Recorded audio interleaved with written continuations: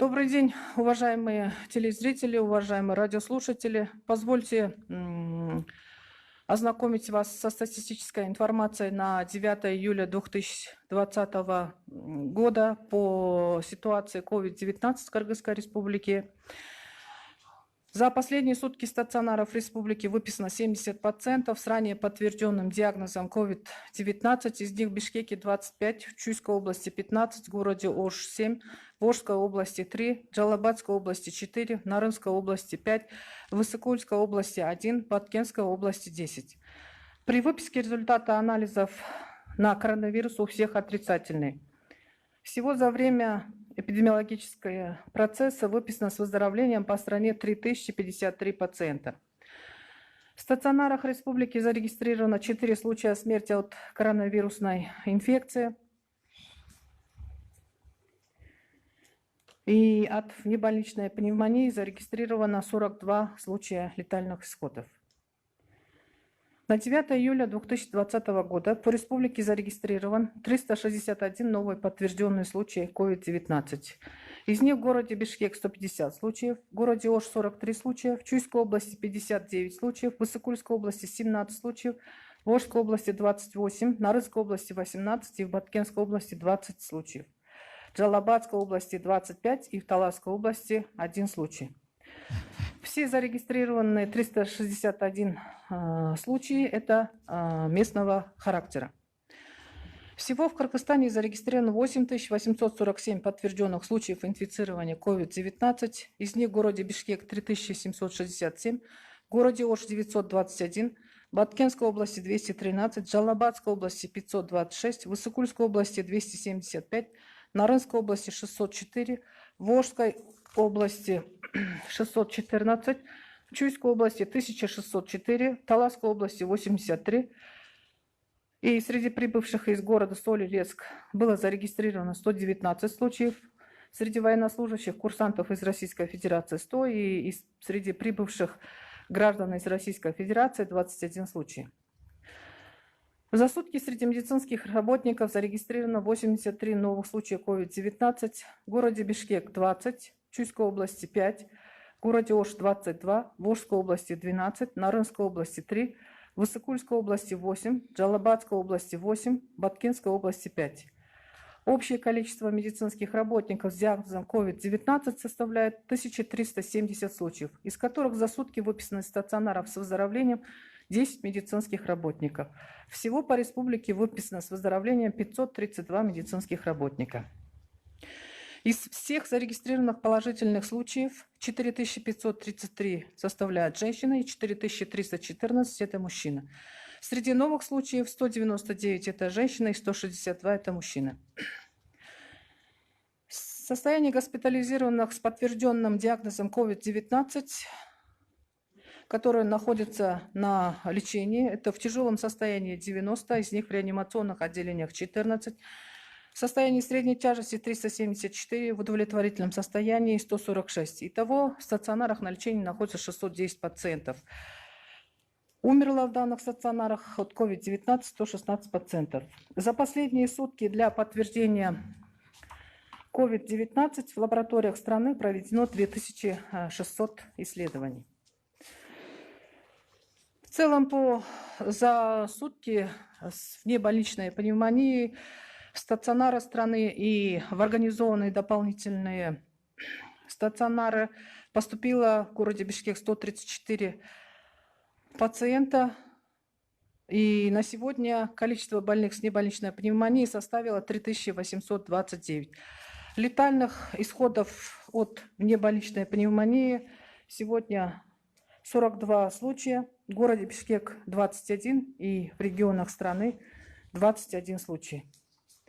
И количество летальных случаев, которые сегодня мы видим и слышим от внебольничной пневмонии, еще раз, конечно, вызывает у нас очень глубокую скорбь, и необходимо отметить, чтобы все-таки я хочу призвать, уважаемые наши граждане, конечно, это легко возможно, некоторым покажется, не паниковать, но хочу сказать, что необоснованный страх наносит больше вреда, чем все остальное, потому что страх, паника у человека выделяет в организме гормон кортизон, который приводит к задержке углеводного обмена и к снижению иммунитета. А именно снижение иммунитета при ковидной инфекции, при любой вирусной инфекции приводит к таким осложнениям, в первую очередь таким осложнениям, как пневмония. Страх усугубляет течение болезни, он снижает реактивность организма, его сопротивляемость. И, конечно же, несмотря на все это, я хочу призвать всех наших граждан еще раз обратить внимание на ограничительные мероприятия.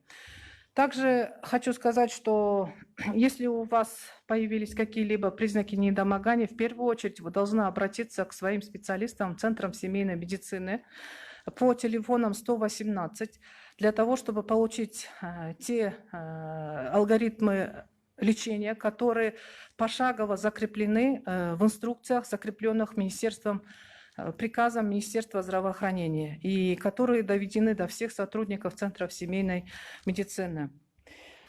И вчера я уже говорила о пневмонии, останавливалась на признаках пневмонии.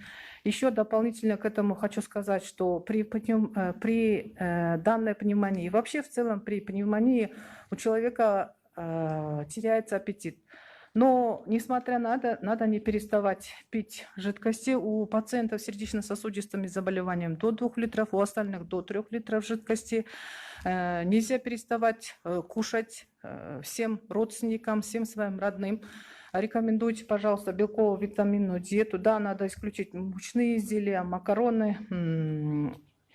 С потерей, с потом теряется большое количество микроэлементов, витаминов, и прием не обязательно дорогих, дешевых витаминов рекомендуется, но сейчас лето, у нас есть овощи и фрукты, и обязательно нужно не забывать об этом тоже.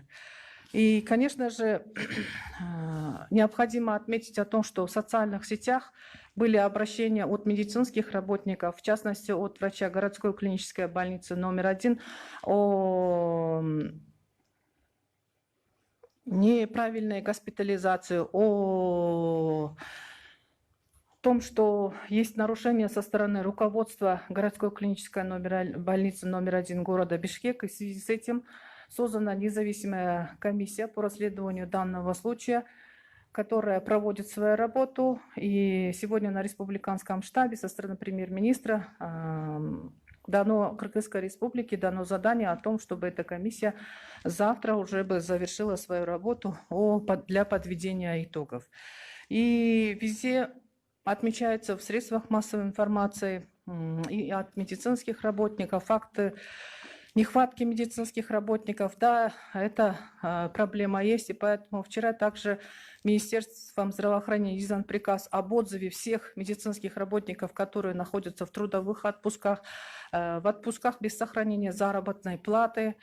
И да, действительно, именно отмечается, много вопросов было по нехватке реаниматологов, но в обычное время количество реаниматологов достаточно. На сегодняшний день около 200 реаниматологов сами болеют ковидной, заражены ковидом-19, находятся после работы в красной зоне в обсервациях.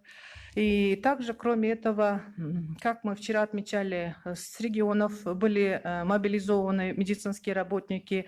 И как отмечал премьер-министр Кыргызской республики на пресс-конференции, проводится мобилизация всех медицинских работников, которые хотели бы оказать в эти трудные дни помощь и поработать, оказать помощь всем нуждающимся пациентам. И со вчерашнего дня очень много обращается медицинских работников, которые не работали в системе здравоохранения, но хотели бы помочь, составляются списки, они сегодня проходят медицинские осмотры для того, чтобы они были привлечены к работе в этих существующих стационарах и во вновь организованных стационарах.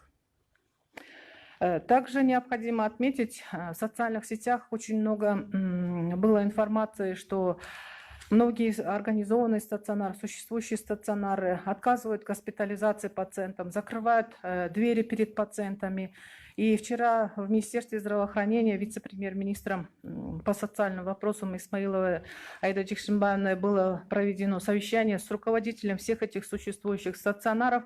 И было отмечено, что по поручению премьер-министра, если будут фиксироваться такие факты со стороны руководителей существующих стационаров, если будет отмечаться вопросы продажи этих койко-мест, где должно быть госпитализировано все население, то эти руководители будут освобождаться от занимаемых должностей и привлекаться к другой административной ответственности.